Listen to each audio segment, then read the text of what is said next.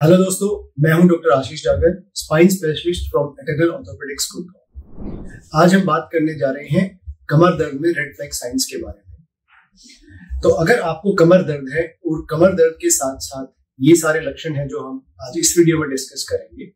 तो इन सब लक्षणों के साथ आपको तुरंत के तुरंत किसी स्पाइन स्पेशलिस्ट को दिखाना चाहिए। इसीलिए हम इनको रेड फ्लैग साइन बोलते हैं। अगर ये कोई भी लक्षण आपको है तो हो सकता है कि आपकी स्पाइन में कोई गंभीर समस्या चल रही हो जिसको तुरंत के तुरंत स्पेशलिस्ट से इलाज की जरूरत है। तो चलिए शुरू करते हैं।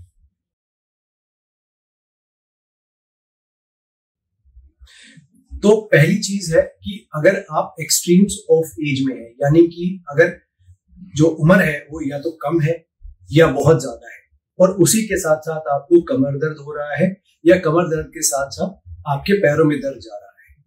तो ऐसी स्थिति में बेहतर है आप किसी डॉक्टर को तुरंत दिखाएं। जैसे कि अगर बच्चा है, बच्चे को कमर में दर्द हो रहा है, यूजुअली बच्चों में कमर दर्द नहीं होता है, बट अगर हो रहा है तो उसमें कोई माइल्ड इन्फेक्शन हो सकता है। कई बार जो हड्डियों से होने वाले ट्यूमर्स हैं, कैंसर्स हैं, वो भी यंग एज में पाए जाते हैं, जैसे 5 से 20 साल की उम्र में। तो अगर इस एज में जवान कोई लड़का है, लड़की है या कम एज का बच्चा है, उनको कमर दर्द है जो कि ठीक नहीं हो रहा है, तो ऐसी स्थिति में बेहतर है आप किसी डॉक्टर से परामर्श लें। इसके अलावा अगर उम्र ज्यादा है, अगर 55 से ज्यादा उम्र है और उसके साथ आपको कमर में दर्द हो रहा है, तो ऐसी स्थिति में भी बेहतर होता है कि एक स्पाइन स्पेशलिस्ट को दिखाएं और उस जो दर्द का कारण है वो जानें, क्योंकि इस उम्र में भी आके कई बार हमें कोमॉर्बिडिटीज की वजह से, दूसरी बीमारियों की वजह से भी कुछ गंभीर समस्याएं स्पाइन में हो सकती है। उदाहरण के तौर पे स्पाइन में इन्फेक्शन होना, रीढ़ की हड्डी में कहीं और से ट्यूमर का या कैंसर का फैल जाना, तो या कई बार बिना किसी चोट के भी रीढ़ की हड्डी में फ्रैक्चर या हड्डी टूट जाना, तो ये सब चीजें भी हो सकती हैं अगर आपकी उम्र 55 से ज्यादा है। तो दोनों ही एक्सट्रीम्स ऑफ एज में, अगर जवान उम्र है या बच्चा है या उम्र ज्यादा हो गई है, तो इन केसेस में अगर कमर दर्द आपको है या कमर से लेके आपके पैरों में जा रहा है, तो आपको एक बार स्पेशलिस्ट की सलाह जरूर लेनी चाहिए। दूसरा पॉइंट है कि अगर आपको कमर दर्द से पहले सिग्निफिकेंट कोई चोट लगी है जिसके बाद ये दर्द शुरू हुआ है, तो ऐसे केसेस में आपकी रीढ़ की हड्डी में फ्रैक्चर भी हो सकता है। तो जरूरी है कि एक डॉक्टर के पास जाए और जो भी रिलेवेंट इन्वेस्टिगेशंस हैं वो कराए, ताकि कोई माइनर या कोई मेजर फ्रैक्चर मिस ना हो जाए, क्योंकि इनके स्पाइन के फ्रैक्चर्स का इलाज टाइम से और सही से होना बहुत इंपॉर्टेंट होता है, क्योंकि अगर वो हड्डी हिल जाती है तो पैरों में लकवा भी लग सकता है या आपको क्रोनिक पेन डेवलप हो सकता है। तो अगर कोई सिग्निफिकेंट ट्रॉमा है या अगर आपकी उम्र ज्यादा है, तो कोई इनसिग्निफिकेंट ट्रॉमा के बाद भी आपको कमर में दर्द है जो कि ठीक नहीं हो रहा है दवाइयों से, तो आपको डॉक्टर की सलाह जरूर लेनी चाहिए।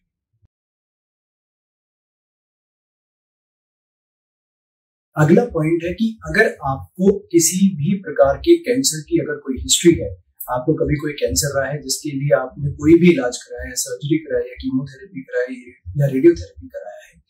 और आपको अब कमर में दर्द होना शुरू हो गया है, तो ऐसे केसेस को भी हमेशा एक स्पाइन स्पेशलिस्ट के पास जाके परामर्श जरूर लेना चाहिए, क्योंकि स्पाइन एक बहुत ही कॉमन जगह है जहां पे शरीर के विभिन्न कैंसर्स फैलते हैं। तो ऐसी स्थिति में कई बार हम ऐसा पाते हैं कि हमारे पास पेशेंट आते हैं कमर दर्द के साथ जो सस्पेक्ट नहीं कर रहे होते हैं और उनकी हिस्ट्री में कैंसर होता है, फिर एमआरआई कराते हैं तो उनमें कैंसर की एक गांठ मिल जाती है, वहां से प्राइमरी कैंसर से फैली हुई। कई बार जो ब्लड हेमेटोजेनस कैंसर्स हैं वो भी प्राइमरीली स्पाइन में बहुत कॉमनली प्रेजेंट करते हैं, तो अगर आपको उनकी भी कोई हिस्ट्री है या किसी भी प्रकार की कैंसर की हिस्ट्री, जैसे ब्रेस्ट कैंसर है, यूटेराइन कैंसर है, प्रोस्टेट कैंसर की अगर हिस्ट्री रही है या अभी भी करंट ट्रीटमेंट पे है या आप टोटली ट्रीटेड भी है, तो भी अगर आपको कमर में दर्द हुआ है तो जरूर जाके एक बार डॉक्टर से परामर्श लें। अगला पॉइंट है अनएक्सप्लेन्ड वेट लॉस। अगर कमर दर्द के साथ साथ आपका वजन भी काफी कुछ कम हो गया है, आप वजन कम नहीं करना चाह रहे थे बट आपका वजन कम हो गया है, या आपको भूख ही नहीं लग रही है, खाना खाने का मन नहीं करता है, ऐसी स्थिति में भी आपको डॉक्टर से परामर्श लेना चाहिए। कई बार क्रॉनिक इन्फेक्शन स्पाइन के इसी तरीके से प्रेजेंट करते हैं, जैसे कि स्पाइन की टीबी, उसमें पेशेंट को कमर में दर्द होता है, वजन कम हो जाता है, भूख लगनी कम हो जाती है। ऐसे केसेस में जरूरी नहीं है कि पेशेंट को छाती के सिम्टम, उसको खांसी वगैरह हो या बलगम आ रहा हो। तो बहुत सारे पेशेंट कंफ्यूज हो जाते हैं कि डॉक्टर साहब हमें खांसी नहीं है तो आप कैसे बता रहे हैं कि टीबी है। तो जो रीढ़ की हड्डी की जो टीबी है उसमें छाती के लक्षण नहीं होना एक नॉर्मल सी चीज है। तो अगर आपको वेट लॉस है और कमर में दर्द हो रहा है तो आपको जरूर दिखाना चाहिए। ऐसे केसेस में कई बार कैंसर भी देखा गया है कि कई बार हेमेटोजेनस कैंसर है, वो सबसे पहले हमें रीढ़ की हड्डी से ही कई बार पकड़ में आता है। उदाहरण के तौर पे रिसेंटली हमारे पास ओपीडी में एक पेशेंट आई थी, 24 इयर्स ओल्ड फीमेल, जो कि उनको कमर में दर्द चल रहा था पिछले 5-6 महीने से। वो ओवर द काउंटर मतलब डायरेक्टली केमिस्ट से दवाइयां खाई जा रही थी, उनका दर्द ठीक नहीं हो रहा था। हमने एमआरआई किया तो उसमें उनकी सारी हड्डियों में जो खून का कैंसर है वो फैला मिला। अच्छी बात ये रही कि वो काफी अर्ली स्टेज में डिटेक्ट हो गया और वो कीमोथेरेपी से बिल्कुल क्योर हो गया। तो अगर आपको कमर में दर्द है, साथ में आपको सिग्निफिकेंट वजन कम हो रहा है टाइम के साथ साथ, तो बेहतर है आप किसी स्पाइन स्पेशलिस्ट को दिखाएं। दोस्तों अगला पॉइंट है कि नाइट पेन, रात में भी कमर में दर्द रहना। तो जितने भी मैकेनिकल बैक पेन होते हैं, मतलब जो मैकेनिक्स की वजह से कमर में दर्द होता है, यूजुअली रेस्ट के साथ वो पेन इंप्रूव होना चाहिए। बट अगर आपको रात में भी, अगर आपने रेस्ट ले लिया है तो भी आपको दर्द हो रहा है या रात में सोते समय दर्द बढ़ जाता है, तो ये कई बार स्पाइन में इंफेक्शन या कैंसर होने का एक संदेश होता है। तो ऐसी स्थिति में भी आपको डॉक्टर के पास जाके सलाह जरूर लेनी चाहिए, कहीं हम कोई एक बड़ी बीमारी मिस ना कर रहे हो। अगला पॉइंट है कि अगर आपको कमर दर्द के साथ साथ अगर आपको बुखार आता है या आपको रिसेंटली कोई बुखार आया था और उसके साथ साथ आपको कमर में दर्द आया और वो अभी चले जा रहा है, या आपको कमर दर्द के साथ ठंड भी लगती है या फेब्राइल इलनेस के कोई भी ऐसे लक्षण है, तो भी आपको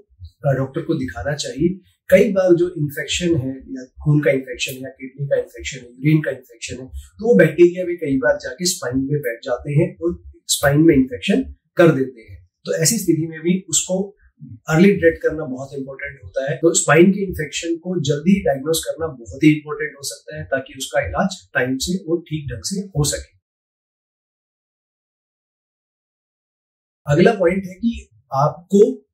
अगर कमर दर्द के साथ साथ आपको इम्यूनो सप्रेशन है, मतलब आपकी शरीर की प्रतिरोधक क्षमता कम हो गई है, वो किसी भी कारण से हो सकती है। आप कोई विभिन्न दवाइयों की वजह से हो सकती है, जैसे अगर आप किसी भी दूसरी बीमारी की वजह से, जैसे दमा की वजह से आप स्टेरॉइड ले रहे हैं, या किसी इम्यूनोलॉजिकल बीमारी की वजह से अगर आप लॉन्ग टर्म स्टेरॉइड थेरेपी पे हैं, या दूसरे इम्यूनो सप्रेसेंट ड्रग्स है, जैसे अगर आपका किडनी ट्रांसप्लांट हुआ है, लिवर ट्रांसप्लांट हुआ है,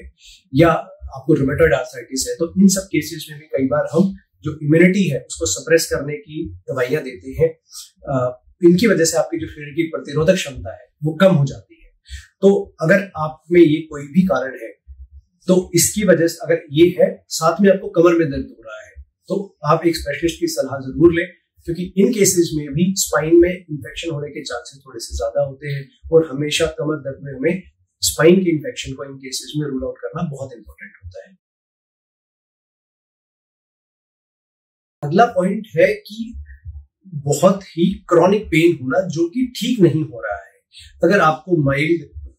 मतलब बहुत थोड़ा सा या मॉडरेट सा दर्द, कमर में दर्द है जो काफी लंबे समय से है और वो ठीक नहीं हो रहा है, तो ऐसे केसेस में भी हमें डायग्नोस करना, मतलब पता लगाना इंपॉर्टेंट होता है कि भाई इतना लंबा दर्द क्यों चल रहा है और उसका कारण क्या है। और उसका अगर दवाइयों से भी असर नहीं आ रहा है, फिजियोथेरेपी आप ले रहे हैं, ठीक नहीं हो रहा है, तो हमें कुछ एक्स्ट्रा इंटरवेंशन करने की जरूरत पड़ सकती है। तो ऐसे पेशेंट्स को भी सलाह ये दी जाती है कि वो अपने स्पाइन स्पेशलिस्ट से जरूर मिलें, ताकि हम एक कारण पता लगा पाए कि भाई दर्द है वो है क्यों और वो इतना लंबा चल क्यों रहा है, और उसका ढंग से इलाज कर पाए।